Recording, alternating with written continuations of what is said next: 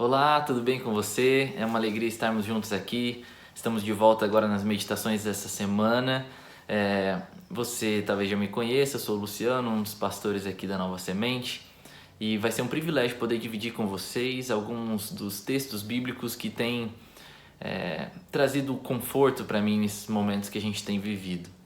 E um evangelho que eu estou lendo recentemente, ou relendo, né? É o Evangelho de João, que é um evangelho que mostra aspectos da vida de Cristo que são diferentes, né, de outros que a gente vê em Lucas, em Marcos e Mateus. E é claro que dentre as várias coisas que a gente poderia mencionar, tem um aspecto no livro de João que eu acho que é enfatizado mais do que em outros evangelhos, que é a importância que Jesus dá para o Espírito. A importância que Jesus dá para o Espírito Santo. E um dos textos em que isso para mim fica marcante dentro da história está lá no capítulo 20 do Evangelho de João. E eu quero convidar você, se você tiver com a sua Bíblia aí, a abrir também comigo ali. No capítulo 20, versos 19 em diante. Só um breve contexto. Os discípulos estavam todos acuados no capítulo 20 porque Jesus ele havia sido morto e havia sido sepultado também. Então veja, eles estavam com a expectativa de que Jesus não iria morrer. Quando Jesus tocava no assunto, né, os discípulos falavam, não, Senhor, deixa isso aí para lá, não pensa isso, vamos pensar positivo, né?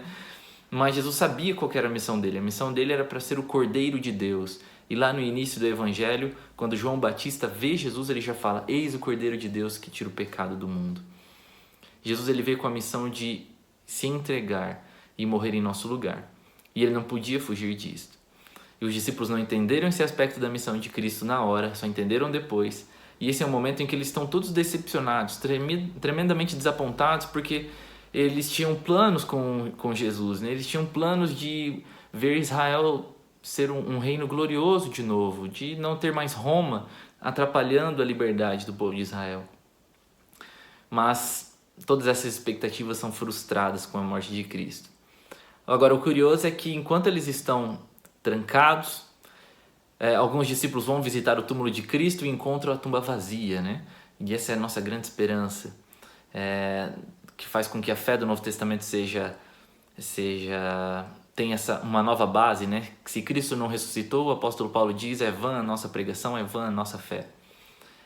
E Jesus então ele vai aparecer para os discípulos pela primeira vez no verso 19 até o 22. E eu quero ler com vocês. Nem todos os discípulos estavam ali, mas grande parte deles. E o texto diz o seguinte, olha, ao cair da tarde daquele dia, o primeiro dia da semana, trancadas as portas da casa onde estavam os discípulos, com medo dos judeus, veio Jesus, pôs-se no meio deles e disse-lhes, paz seja convosco. E dizendo isto, lhe mostrou as mãos e o lado. E alegraram-se, portanto, os discípulos ao verem o Senhor. E disse-lhes, pois, Jesus outra vez, paz seja convosco. Assim como o Pai me enviou, eu também vos envio. E havendo dito isto, soprou sobre eles e disse-lhes, recebei o Espírito Santo.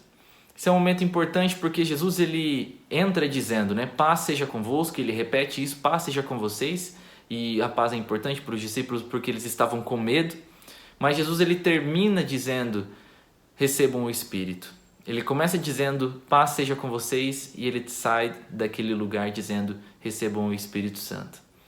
E aqui quando são colocadas em paralelo essas duas coisas, a gente entende que receber a paz é a mesma coisa que receber o Espírito, e é por isso que Jesus deixa o Espírito entre eles. Agora é curioso porque isso também vai acontecer no capítulo 14 de João, quando Jesus vai falar sobre a missão do Espírito como um consolador, como aquele que vai ajudar eles a lembrarem das palavras de Cristo. Olha o que o texto diz.